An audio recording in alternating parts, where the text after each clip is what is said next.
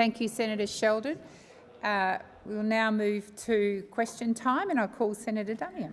Thank you, President. My question is to the Minister representing the Minister for Employment and Workplace Relations, Senator Watt. And I refer the Minister to an answer he gave in question time last Thursday when he suggested that one of Australia's most respected business advocacy groups was the Australian Chamber of Commerce and Industry was misleading its members and was wrong. Has the Minister himself reached out to ACCI in order to address the issues outlined in question time? Thank you, Senator Duniam. Minister Watt. Thank you, President, and thank you, Senator Duniam.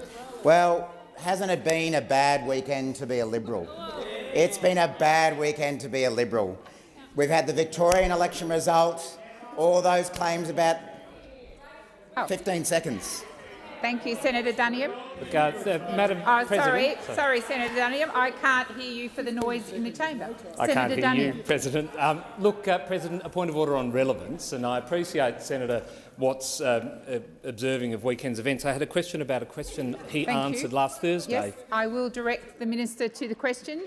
Please move to the question. Thank you, Senator Watt. Thank you, President. I have not, as the Minister for Agriculture, Fisheries, Forestry and Emergency Management, I will admit that speaking to ACCI has not been my highest priority because we have other ministers who have direct contact with them. But what I will say is that I've been having a lot of contact with stakeholders in my portfolio lately, and one of the things that they keep saying to me is that they are incredibly relieved to finally have a government that is prepared to listen to them, that is prepared to actually get out there and listen to them on issues like agriculture, fisheries, forestry and emergency management, rather than National Party or Liberal Party ministers that used to walk in, lecture them and tell them how things were going to be without actually listening. So I'm very happy to talk about the relationships I've got with stakeholders in my portfolios. But as I was saying, it has been a bad weekend to be a Liberal, especially in Victoria. I don't know how Senator Henderson must be feeling after all the carry-on that we saw from Senator Henderson in the weeks leading up to the election. But it wasn't just the Victorian election that made it a bad weekend to be a Liberal. We had more revelations about former Prime Minister Scott Morrison and all those tricks he played. Senator Watt, you have drifted, and I would draw your attention back to the question. Thank you, Senator Watt.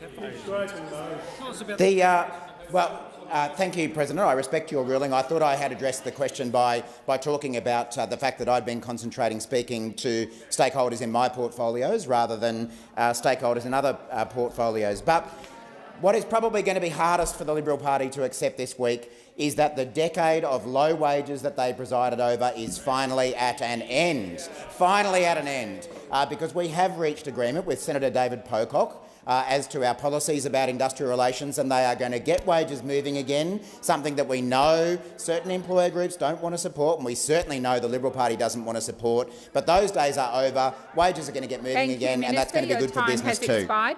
Senator Duniam. First supplementary. Thank you, President. Let's try and come back to what I was asking about, and I refer again to the Minister's answer of last Thursday, where he queried, and I quote, "So are ACCI telling us they're opposed to a wage rise?" followed by a sarcastic comment where he said, "Oh, shock horror." Does the Minister agree that it's extraordinary for a Cabinet Minister to so petulantly attack a key stakeholder about their concerns about job creation? Minister. Thank you, President. Well, I don't think it would be any surprise to anyone that one of Australia's largest employer groups would not be particularly keen on reforms to an industrial relations system which offers workers the chance of a pay rise. We know that a lot of employer groups supported the former government's industrial relations legislation, and that's okay. They're entitled to their view. It would hardly be surprising that the union movement is supportive of laws being changed so that workers can actually get a pay rise. So we are totally unapologetic about the fact that we are bringing in laws that will bring to an end the decade of deliberate low wage growth that was at the centre of the former government's economic policy. We understand there will be some people who won't be happy about it. We understand there will be millions of workers in Australia who will be very happy about the fact that we finally have a government that is prepared to put their interests first and give them the pay rise that they've been waiting for over a decade to enjoy.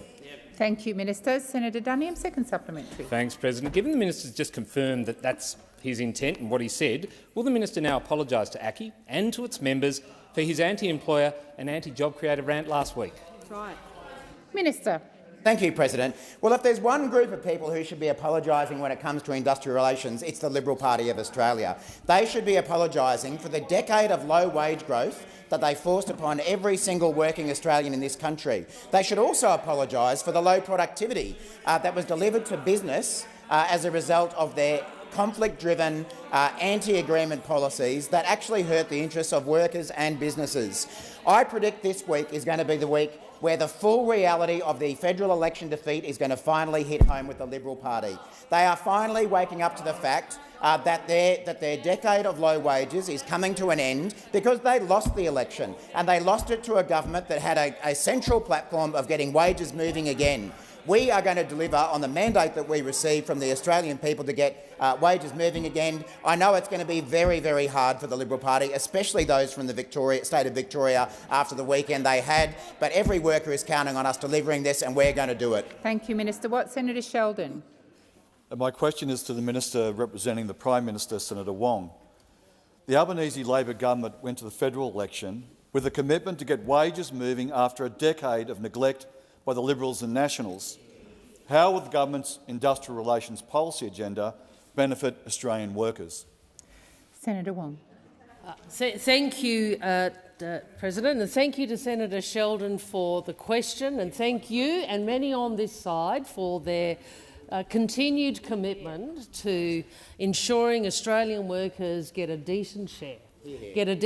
Both before they were in the parliament and subsequently. And unlike those opposite, we have a different view about the importance of getting wages moving again.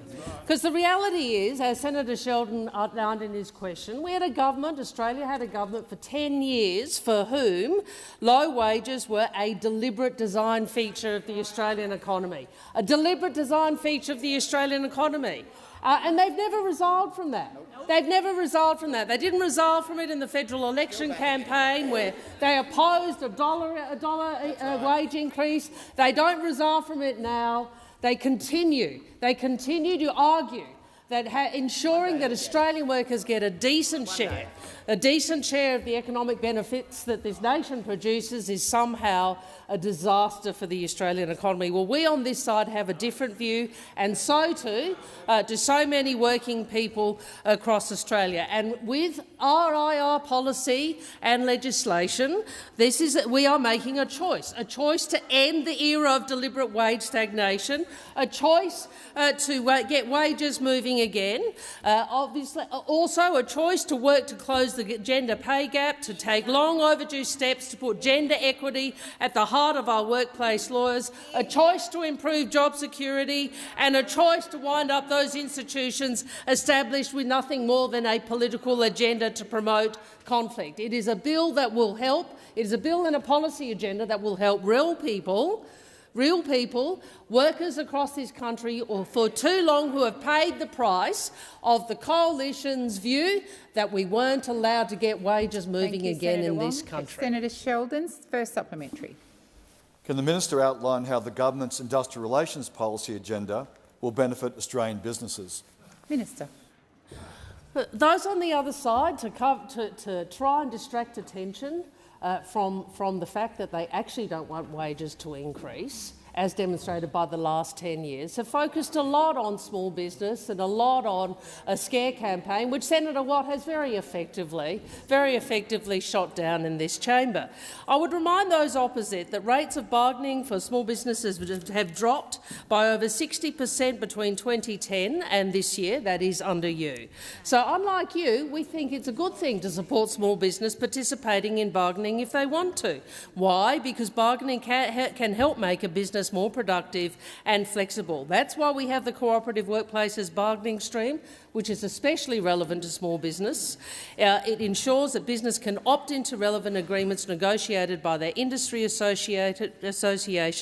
And, of course, we will provide funding to the Fair Work Commission to provide small business bargaining support. You pretend to be the friends of small business. Time has expired. Senator McDonald. Senator McDonald. Order. I have a senator on her feet. Thank you. My question is to the Minister. Sorry, Senator McDonald. I'm way ahead of myself. No wonder you all look confused. Sorry, Senator Sheldon. Second supplementary. Thank you. Can the Minister outline how the government's industrial relations policy agenda will benefit the Australian economy? Thank you, Minister. The policy, our legislation and our approach makes gender equity an objective of the Fair Work Act, bans pay secrecy clauses in employment contracts, creates two expert panels in the Commission to deal with pay equity and the care and community sector, ensures employers have a duty to prevent sexual harassment, makes the sexual harassment dispute process fairer and more effective, empowers the Fair Work Commission to settle disputes over flexible work requests by arbitration if necessary, and prohibits advertising jobs at below legal minimum wages, and importantly, does what 18 out of 26 OECD countries does, which is to prioritise multi-employer bargaining. You know, those opposites seem to think that the sky will fall down. You're behind the OECD, and the reason that so many of our competitor economies are going down this path is because it's good for productivity and it's good for cooperation. We want to get wages moving again. You are stuck in the 10 years of wage stagnation.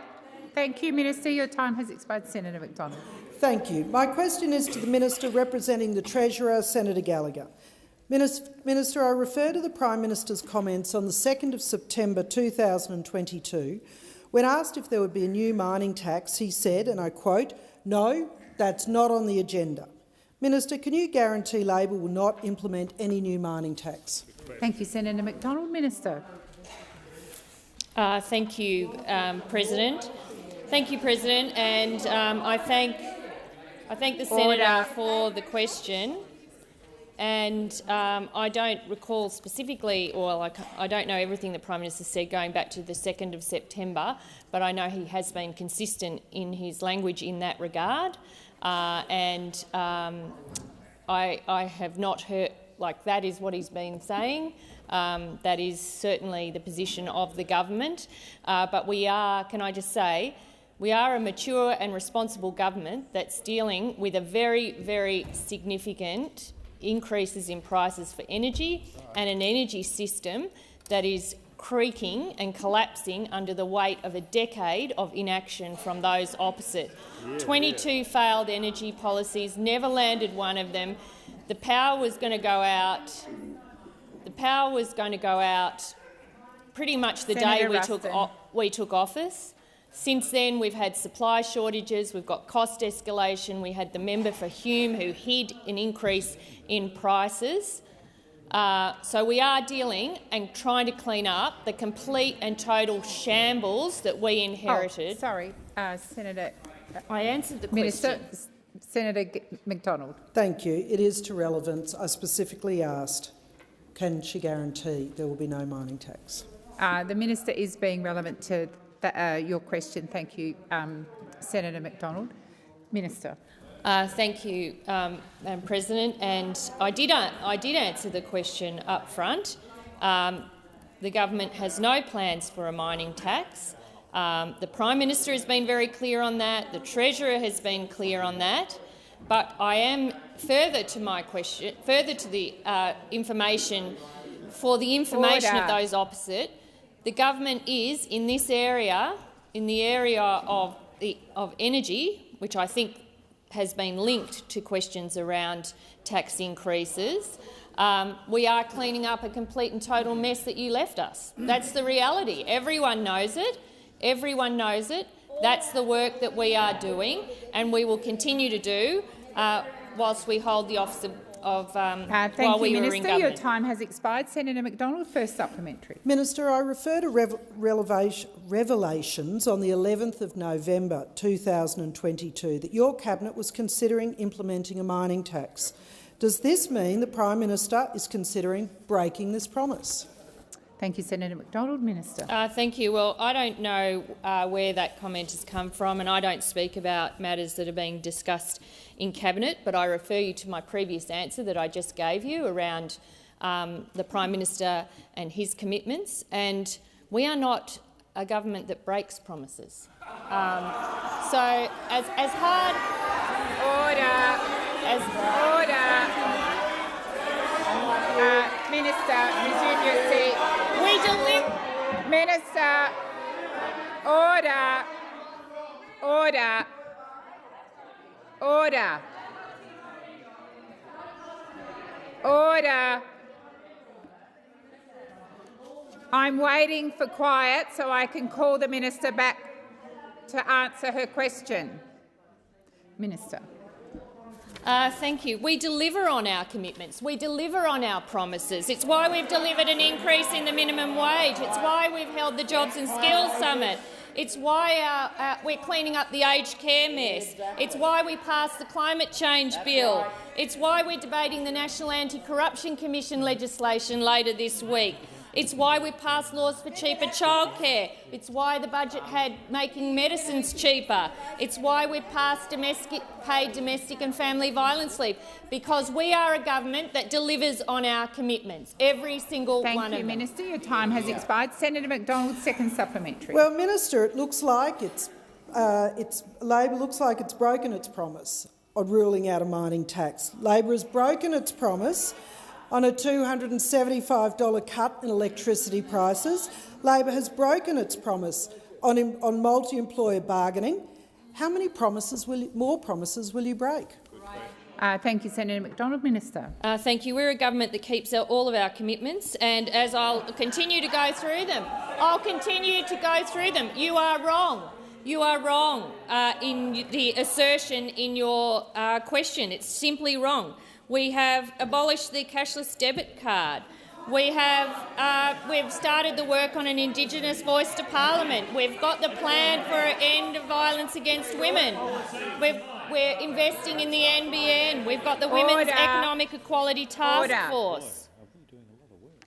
We have not stopped. Every single day we come to work is to implement the commitments we took to the Australian people, to make Australia a better place for people and to fix up the mess, the destruction, the disarray, and build back the trust in government after 9 years of your systemic failures in almost every single area of government responsibility. Thank you, Minister. Senator Hanson-Young. Thank you, Madam President. My question is to the Minister representing the Minister for Communications, Senator Watt. Following the result of the Victorian election and the disgraceful performance of sections of the Murdoch media, will the government now act on the issue of media diversity in Australia and, in particular, its importance for a robust democracy? Thank you, Senator Hanson-Young. Minister Watt. Yes, this one. Thank you, President, and thank you, Senator Hanson-Young. Well, I do think that the Victorian election showed that there were a number of commentators on the state of Victorian politics who got it completely wrong. Some of them are sitting in every aisle opposite us. Some of them are sitting in certain media outlets in Victoria who waged a 4-year campaign against the Andrews government, promoting hysteria, promoting conspiracy theories, with the people who are the noisiest now. Yeah, we do live in a free country, and you know what? Some people are free to get it wrong. And you have got it wrong year after year after year about the issues that the Victorian people were concerned about. Now, Senator Hanson-Young, as you are aware, our government does have a position of supporting diverse media ownership. I'm sure that the minister responsible has discussed these matters with you. But I do think, in general terms, that the Victorian state election again showed that some media outlets, along with some members of parliament, actually need to get out in the real world and listen to what real people have to say about these issues, rather than just occupying their own echo chamber. We have seen some members of the Liberal and National parties, federally and Victoria, operate very closely with some of those media outlets, and what they demonstrated was that they were grossly out of touch with people in Victoria, just as they have demonstrated that in the recent federal election and in a range of other elections as well. So I do hope that the Victorian state election is a very big wake-up call for a number of media outlets, as it should be also for members on the other side. Otherwise, they're going to keep drifting down the out-of-touch path that they seem to be intent on taking.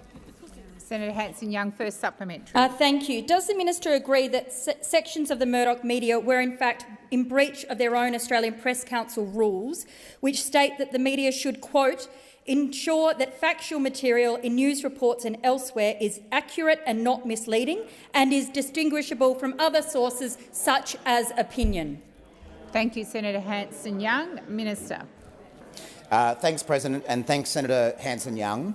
Of course, we believe that it's important for all media outlets to separate what is fact from opinion, and it is an important role for the media to make sure that when they are reporting what are supposed to be facts, that they do demonstrate the facts and do put out the facts. And then when they want to have something to say in an opinion piece, then go for your life. But there shouldn't be a blurring of the two. And unfortunately, we have seen occasions where that distinction has been blurred. I think that's not in the interests of the media in Australia, and I don't think it's in the interests of good public commentary about debate.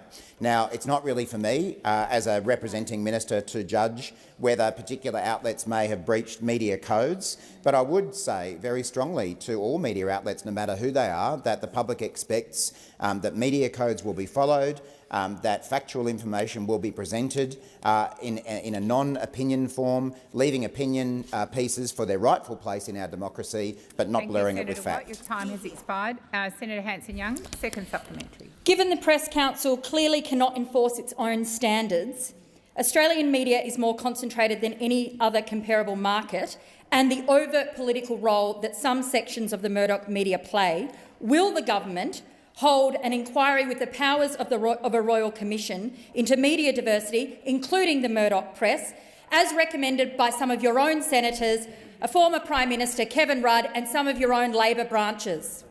Thank you, Senator Hanson-Young. Minister. Thank you, President, and thank you, Senator Hanson-Young. As I was saying in my original answer, the Albanese government does support a diverse and sustainable media sector, and we recognise that quality news and public interest journalism plays an important role in the functioning of Australian society and democracy. It is essential to informing local communities. Labor has long acknowledged and voiced concerns about the level of media concentration in Australia, which is why the Albanese Labor government is focused on supporting and fostering diversity in our media. It's also why the government has affirmed a clear position that a Royal Commission or judicial inquiry into media concentration is not the way forward for media policy. There have already been multiple reviews and inquiries into the media and public interest journalism over the past decade, yet the recommendations from these processes have not been properly addressed. Rather than holding another inquiry, we need to be outcomes-focused in implementing the backlog of recommendations that already exist. Thank you, Minister. Senator Walsh. Thank you, President. My question is to the Minister for Women, Senator Gallagher. Can the Minister please inform the Senate how the government's policy settings in workplace relations and gender equality are benefiting Australian women? Thank you, Senator Walsh. Minister.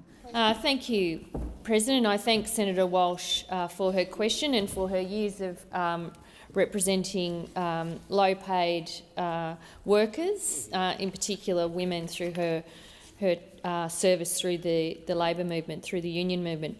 This government is committed to gender equality, not as an afterthought because we have a women problem, but because we understand gender equality as a core economic imperative that benefits all of us. And this government recognises that there are structural challenges to achieving gender equality that need structural responses. There's been a decade of ignoring these structural barriers to gender equality, and women have been bearing the cost, including through lower pay, poor conditions and chronic labour shortages in feminised sectors. So we're getting on the job of fixing this through our workplace relations settings, investments in cheaper childcare and modernising PPL schemes, and through reforms to close the gender pay gap and investments to end violence against women. These are the structural reforms to fix the systems that are not working right or that are not working in the interests of women. We're putting gender equality at the centre of workplace relations by making gender equality and job security objects of the Fair Work Act and strengthening access to flexible working arrangements. We will also establish a pay equity expert panel and a care and community sector expert panel in the Fair Work Commission. We will increase pay transparency by providing pay secrecy prohibiting pay secrecy clauses and strengthening gender pay gap reporting. We will prohibit sexual harassment under the Fair Work Act, a recommendation of the Respect at Work report, which we are implementing. in full. While our workplace relations reforms will lift women's wages, our investment in cheaper childcare will make early childhood education and care more accessible, and our PPL reforms will give families more choice when caring for their youngest family members. Thank you, Minister. Senator Walsh, first supplementary. Thank you, President. Can the minister update the Senate on how these policy settings will drive wages growth with women in low-paid, feminised industries? Thank you, Senator Walsh. Minister. Thank you, President. These important reforms will provide greater access to bargaining for workers in lower paid and highly feminised sectors. Workers like Jane. Jane, who's been an early childhood educator for 40 years. She works at East Brunswick Kindergarten and Childcare. Incredibly passionate about her job, but it's been a tough industry to dedicate her life and her career to. There are constant struggles with staffing shortages due to low wages and conditions in the sector. Jane and her staff, along with workers in 70 other centres in Victoria, benefit from being part of a multi-employer agreement. They've won wages increases of 15% to 18% above the award, and just as important, they've won things like more time for planning and professional development, which delivers better quality care for the children that they are providing care to. But the process is currently drowning in red tape, and it shouldn't be that hard. Directors in these centres are usually educators, they're not workplace relations or HR professionals, and we're making it easier for people like Jane to get better pay. Senator Walsh, second supplementary. Thank you, President. Can the minister please update the Senate on why this policy agenda is so critical to improving conditions that will benefit women? Thank you, Senator Walsh. Minister. Thank you, President. Thanks, Senator Walsh, for the question. Achieving economic equality for women requires reforms to improve working conditions as well as pay. And we are amending the Fair Work Act to provide stronger access to flexible working arrangements. Women are twice as likely as men to request flexible work arrangements, but the reform is not just important for women. This will help families to share those work and caring responsibilities, which is critical to driving gender equality. Currently, an employee can ask for flexible work arrangements, but if their employer says no, they've got nowhere to go. The reforms that we're looking at will bring employers and employees together in workplaces in the first instance to resolve requests and gives the Fair Work Commission the power to resolve the dispute if needed. In addition, we're prohibiting sexual harassment under the Fair Work Act. This complements reforms to the Sex Discrimination Act, which passed in this place last Friday. Along with implementation of paid family and domestic violence leave, our reforms will make workplaces safer and more flexible for women. Your time has expired. Senator Hanson. Thank you. My question is to the Minister representing the Minister for Climate Change Energy, Senator Wong. With the large-scale penetration of renewables into the national grid over the past 20 years, coinciding with energy costs for Australian households and businesses rising by 300% or more over the same period, is the Albanese government telling Australians the truth when it says renewables are cheaper? Thank you, Senator Hanson. Minister.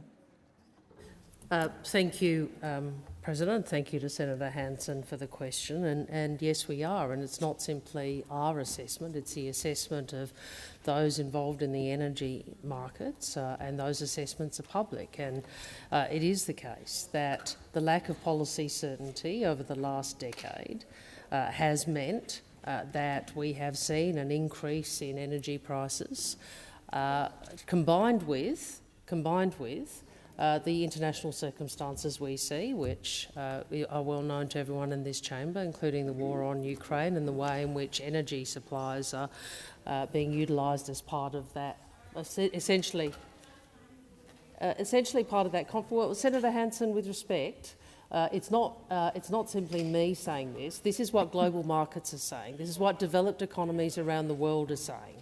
And if you go to Europe and you understand what is occurring in Europe and what is therefore and is occurring in global markets, they are affecting Australia's energy costs, as are being affected around the world. And Senator Rennick, a bit of economic irrationality over there, fair enough. But it's, the reality is the market is not where you are. The market is not where you are. Senator Hanson, we deeply appreciate how difficult the increase in energy costs is for Australian households.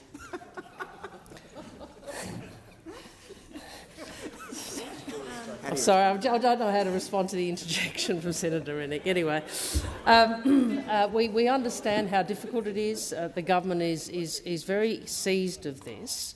I would make the point to you that the irrational position that was in place over so many years under those opposite meant that we saw supply exit the system. And we know if supply exits the system, what happens to price. Thank you, Minister. Your time has expired. Before I call Senator Hanson for her first supplementary, I remind senators on both sides this is crossbench time. They get limited opportunity and interjections are disorderly, and I would appreciate Senator Hanson having the benefit of hearing Minister Wong's responses in quiet. Senator Hanson, first supplementary. Thank you. Well, Senator Wong, I don't accept your answer to that question. Neither do a lot of Australians, because the war in Ukraine only just started this year and energy costs have been going up for years. My question is, with domestic energy costs predicted to increase by up to 56% over the next 2 years as more renewables come online and more coal-fired plants are closed ahead of time, will the Albanese government apologise to the Australian people for falsely claiming it would reduce household energy bills by $275 per year? Thank you, Senator Hanson. Minister Watt. Senator Hanson, we are seeking to deal with what is happening in global energy markets and what is happening in the domestic energy markets.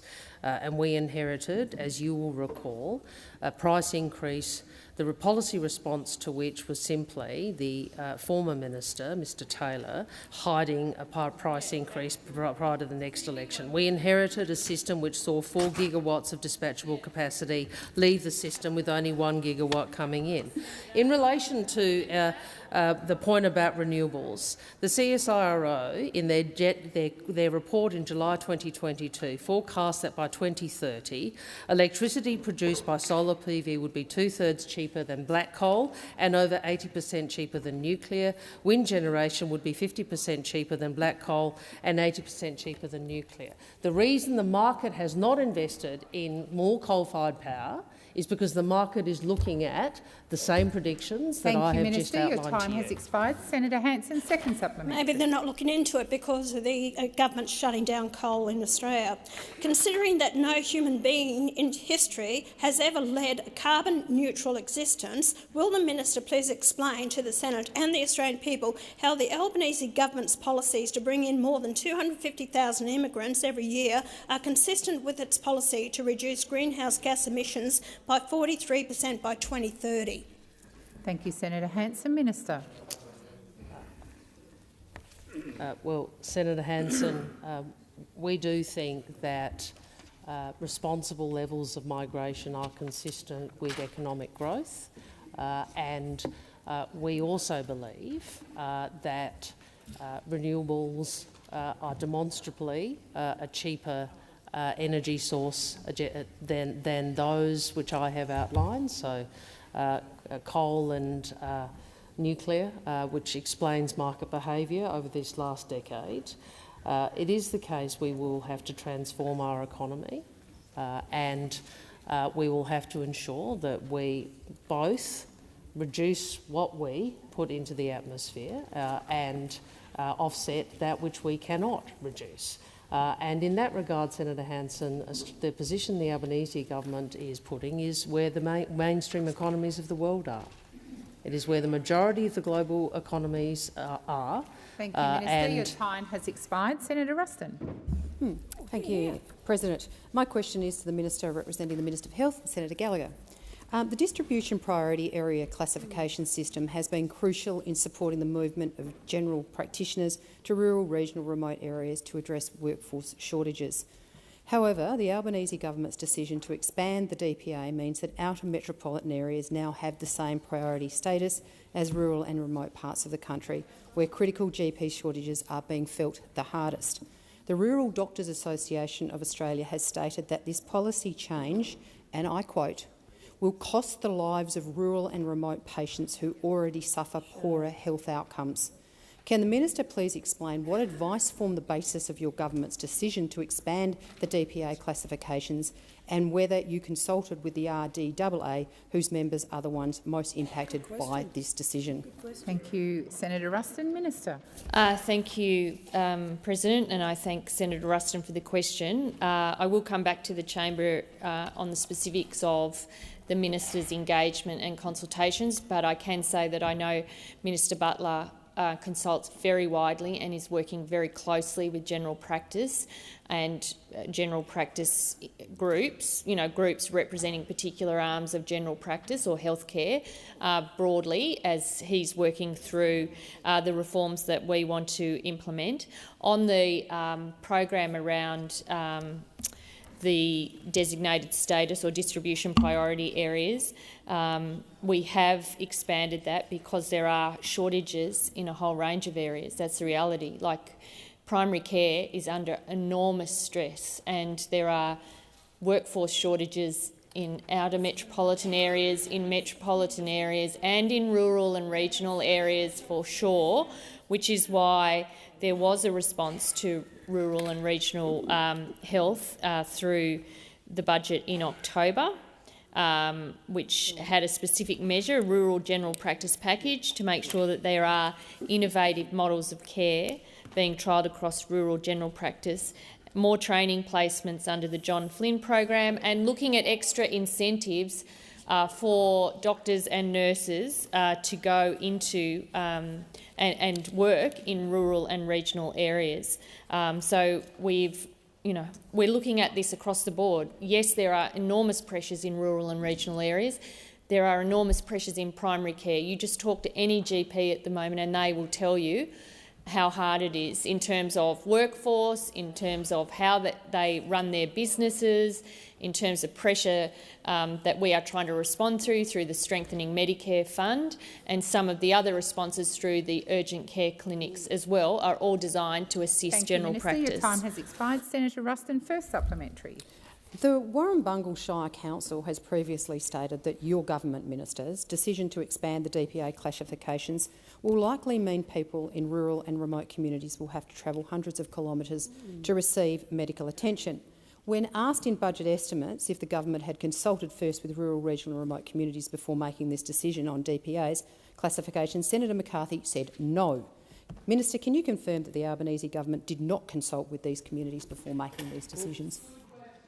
Thank you, Senator Ruston. Minister. Thank you. Well, I've already said I will come back on the specifics of the consultation, but I do know we've got the Strengthening Medicare Task Force. There's a range of consultative mechanisms that the Minister Butler has put in place to deal with the pressures, that we inherited from your term in government. The reality is you don't just have a primary care crisis that happens over 2 months. This has been building for years.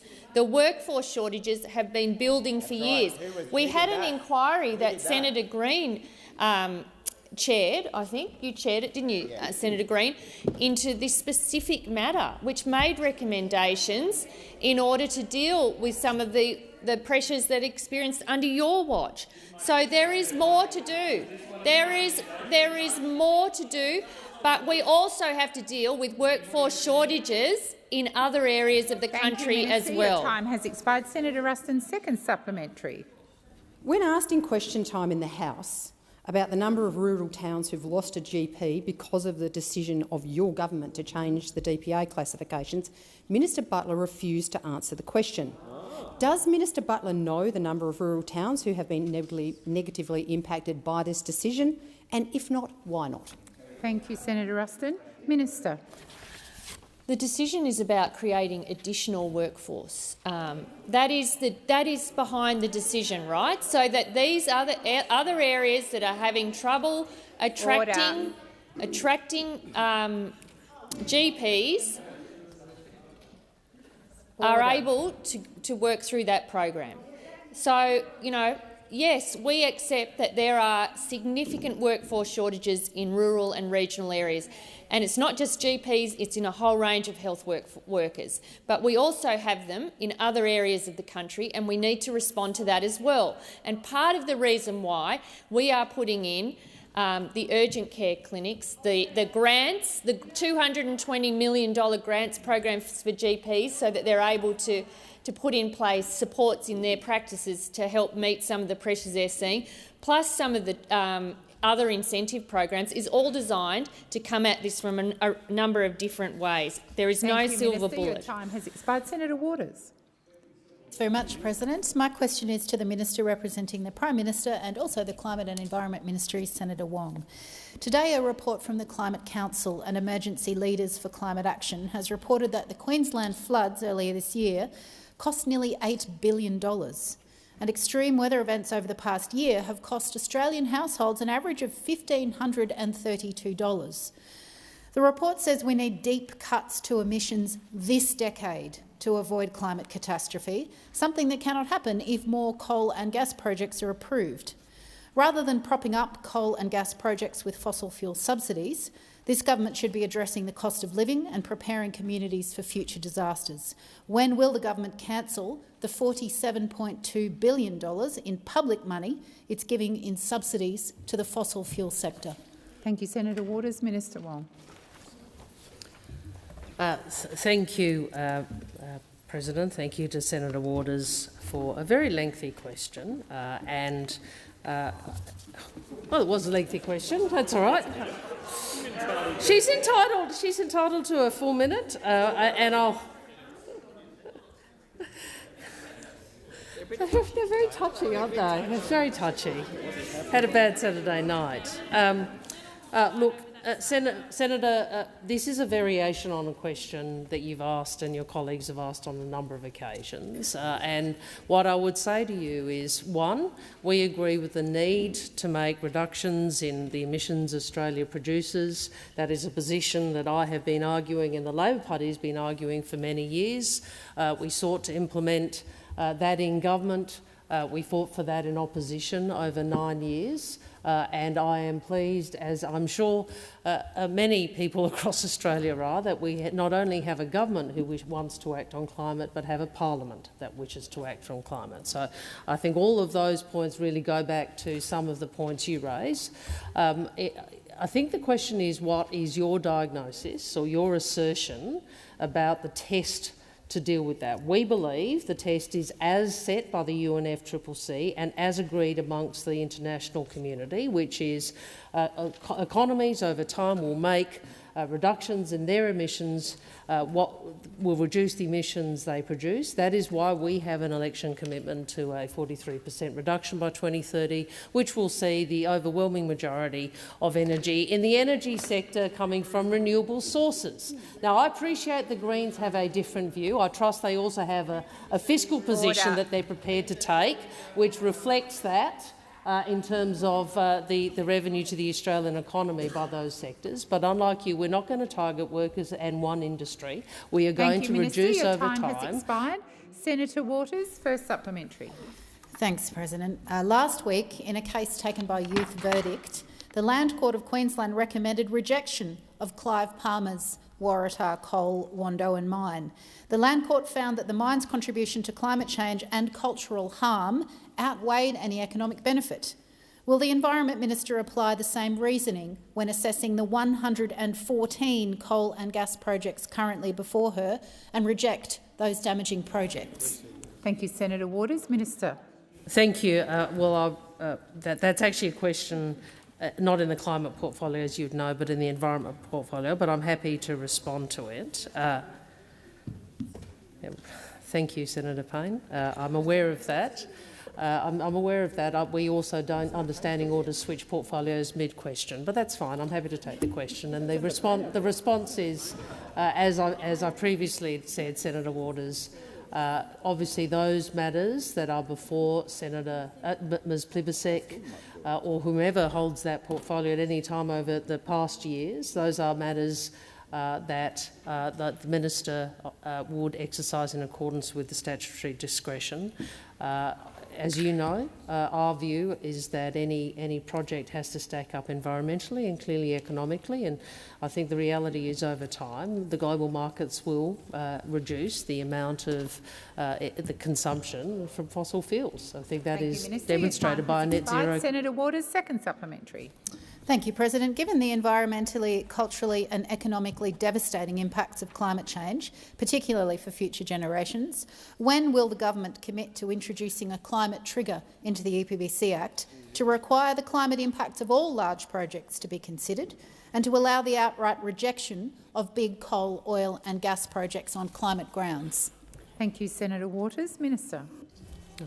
I do agree with the characterisation about the urgency of action on climate, and I believe our country would have been far better off had we first passed the emissions trading scheme, or second, if we had been able to continue the clean energy package that Ms Gillard and Ms Gillard's government introduced.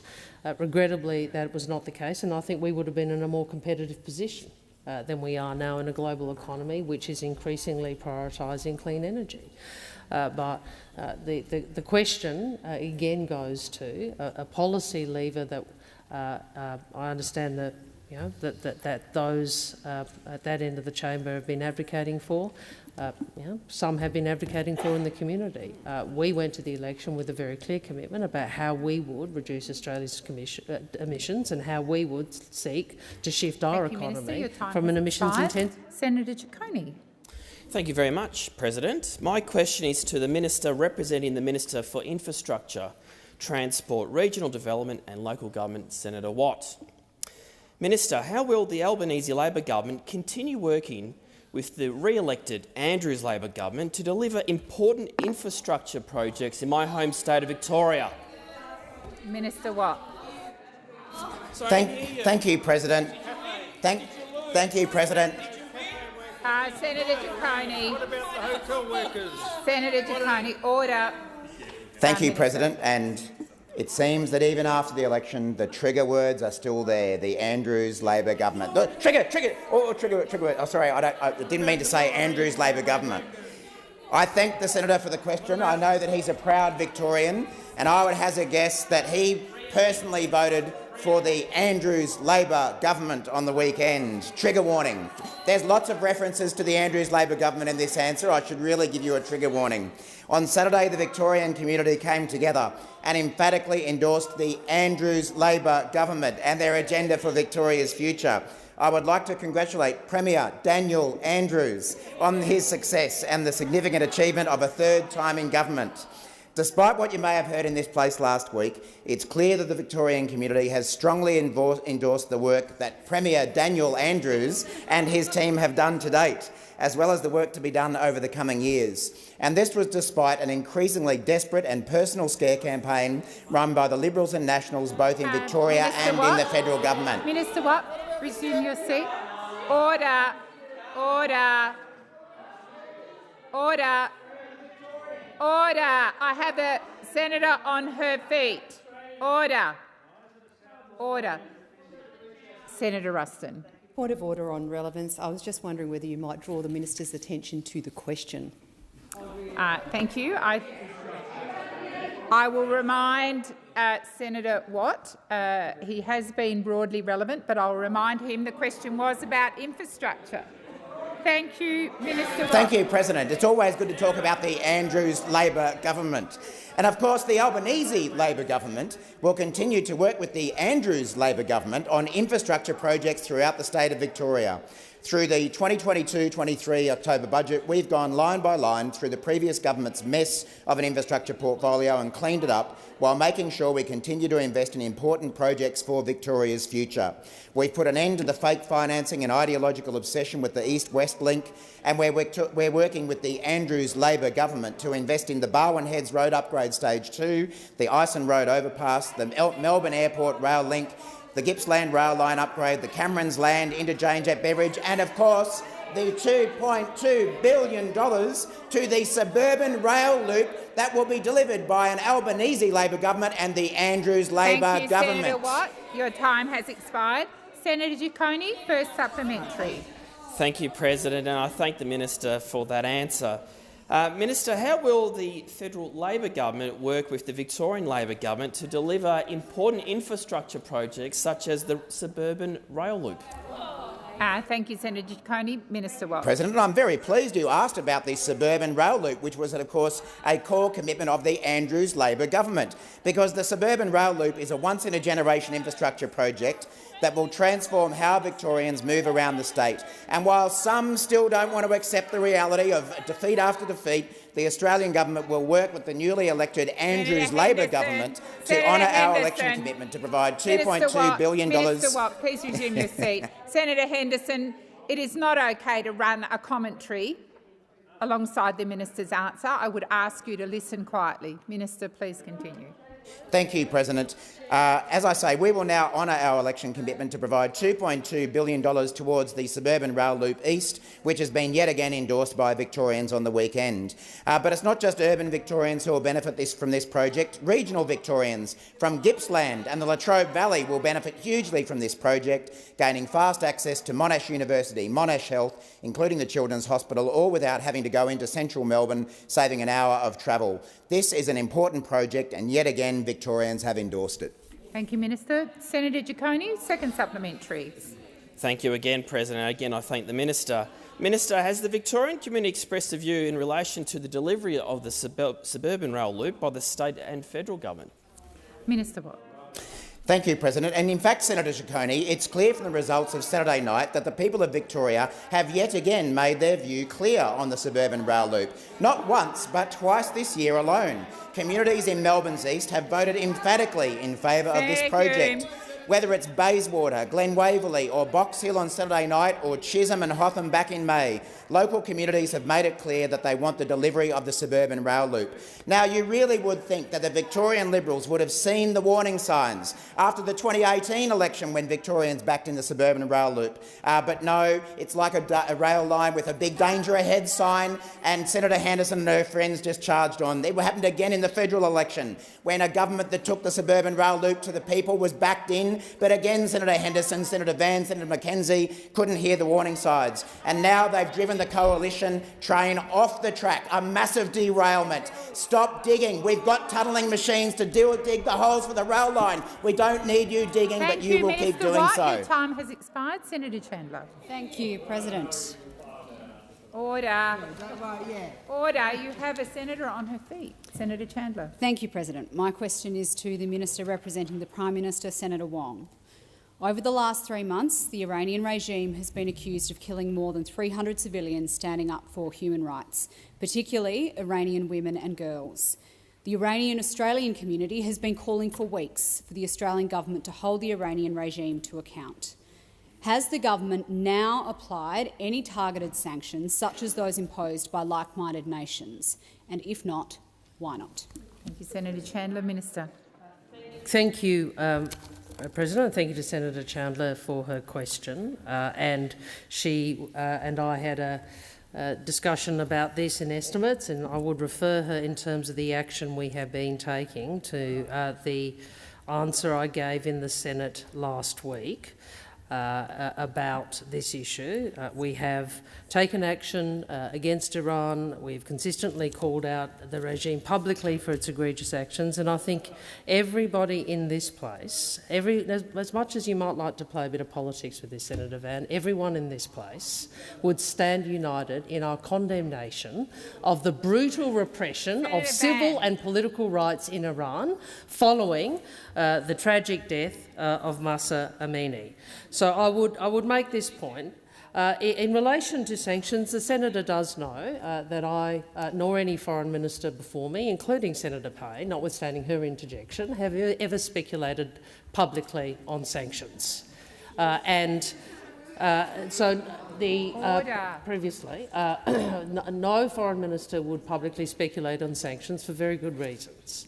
I understand the calls from the community in Australia. I met with some representatives last week and I said to them, I understand why it is people feel so strongly about this and why people are so angry. I wish we were a world in which Australia and other like-minded countries such as Canada and the US and New Zealand and many others that we have been working with in the UN context to put pressure on Iran, I wish we could make this better, but we can't. That is the reality. This is a repressive regime. We have to continue to work with other members of the international community to assert clear pressure in that context. We have also made representations directly. Your time has expired. Senator Chandler, first Thank you very much, supplementary. President. Last week, after cancelling a division on my urgency motion calling on this government to take concrete action against the human rights abuses perpetrated by the Iranian government, both the opposition and the Greens clarified their positions as in favour of the motion. What was the government's position on the motion, in support or against, as Labor senators called out at the time? Minister. Thank you. This is going back a few days now. My recollection is that the whip indicated the government's position on that motion. So I'd refer you to Hansard on that. But again, I'm advised that she did. And what I would say is I think we have been very clear about our position in relation to Iran, and I find it disappointing. I find it disappointing that those opposites are playing politics with an issue when we see people being killed because of their actions and their beliefs. I find it extraordinary. And you think that what a procedure in the chamber where there was obviously an issue where an explanation had to be given in relation to a vote, you think that somehow is the main issue? No, you know what the issue is? The issue is the repression of women and men and children in Iran for standing up for their rights. That's the issue. Senator Chandler, second supplementary. Thank you, President. Hundreds of Iranian Australians, Kurdish Australians and their supporters have been rallying outside the parliament today. Will the government listen to them and take real action to strengthen Australia's response to the abuses in Iran? Thank you, Senator Chandler. Minister. I'm aware of that protest. I discussed it with members of the community with whom I met last week, and I support their right to protest, and I understand their calls. I do understand their calls. And as I said to members of, as I've said previously to members of the community, I think, if I were in their position, I perfectly understand why they're calling for it. The person who holds this office has to make a range of decisions and go through a range of processes and make a judgment in Australia's best interests. I presume the same judgment as the coalition government raised when Iran was elected to the CSW, the Commission on the Status of Women, and no protest was lodged by the former government. Thank you, Minister. Senator Marielle Smith. Thank you. My question is to the Minister representing the Minister for Health, Senator Gallagher. How are governments working together to meet the continuing health challenges presented by COVID? Thank you, Senator Smith. Senator Gallagher. Thank you, President. I thank Senator Smith for the question. Governments around Australia are monitoring this fourth wave of Omicron very closely.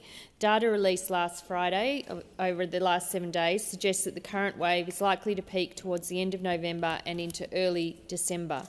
The case numbers are up. They're up 10% in the last 7 days compared with 47% in the 7 days before that and 38% in the 7 days before that. So it's important that people continue to take precautions against COVID, and the best precaution is to be up to date with vaccinations. The Albanese government is working with states and territories through National Cabinet to ensure that we have a strong national response. In the recent budget, we spent, I think, total spending on COVID measures is around $2.6 billion, including funding for the stockpile, vaccines and treatments and significant investment in aged care. We will continue to work constructively with all states and territory governments because we know that a cooperative, collaborative approach leads to better public health outcomes. Governments working closely with their communities is also vital, and we saw evidence of this in the Victorian election on the weekend.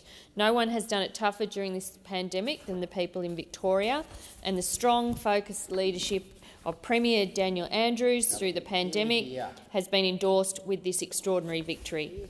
On the weekend, Victorians voted for a competent government. The strong leadership of Premier Andrews and his government show that during the challenges thrown at Victorians during the pandemic, accepting the public health advice, accepting the evidence, making tough decisions but being honest and upfront and transparent does reward you electorally. The government looks forward to working with the Andrews government and all state and territory governments as we tackle this next wave of COVID-19. Thank you, Minister. Senator Smith, first supplementary. Minister, what are we doing to protect older Australians and those in aged care? Thank you, Senator Smith. Minister. Thank you very much, Senator Smith. The budget includes funding to support ongoing measures to protect older Australians. Key measures include $810 million in additional funding into the Aged Care Support Program grant so that aged care providers continue to be supported with the costs of managing COVID-19. $235 million to ensure aged care, primary care, disability care and First Nations health services will continue to have access to a supply of PPE, treatments, rapid antigen tests. Sorry, I can't hardly hear myself. Senator Wong and Senator Henderson. Senator Henderson, you've had a tough weekend, we know. We know you have. Take all the time you need. Take all the time you need. The government has been on the front foot to help protect older Australians most at risk of COVID. Our measures to support the aged care sector include pre-deploying summer packs of personal protective equipment to all residential aged care homes, continuing to prioritise boosters and continuing access to surge workforce and additional Your time workers. has expired. Senator Smith, second supplementary. Thank you. Minister, what action is the government taking to ensure more Australians have access to antiviral medication to treat COVID?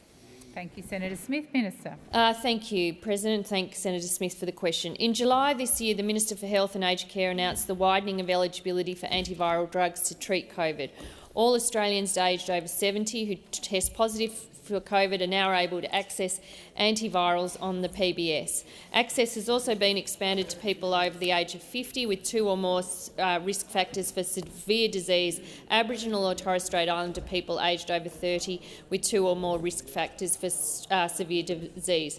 The most recent data shows that 394,100 doses of antivirals have been prescribed and dispensed from the PBS. Prescription numbers increased by 11.8% last week compared to the previous week, and approximately 34,130 antiviral prescriptions have been provided to people in residential aged care. Thank you, Minister. Minister Wong. Thank you, President. I ask that further questions be placed on notice.